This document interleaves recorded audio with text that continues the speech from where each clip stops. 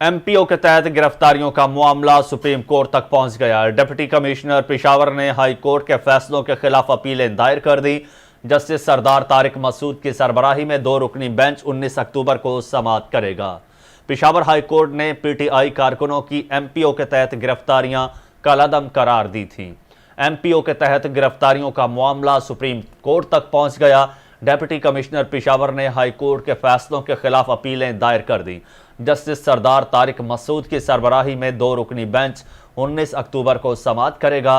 Peshawar high court ने PTI कारकुनों की MPO के तहत गिरफ्तारियां कलअदम करार दी थी। निसार आबिद नुमाइंदा कैपिटल टीवी हमारे साथ मौजूद हैं, तफसीलात उनसे जानते हैं। निसार आबिद बताइएगा।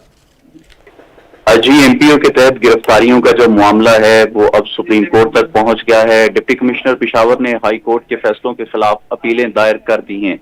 जस्टिस सरदार तारिक मसूद की सरबराही में 2 रुकनी बेंच जो है वो 19 अक्टूबर को समाअत करेगा। पेशावर हाई कोर्ट ने राशिद सलीम और दीगर पीटीआई कारकुनान की एमपीओ के तहत गिरफ्तारियों को कलअदम करार दिया था और अब ये जो मामला है ये सुप्रीम कोर्ट तक पहुंच गया है। डिप्टी कमिश्नर इसकी जो है वो हाई कोर्ट के फैसलों के खिलाफ अपीलें दायर कर दी हैं। जी।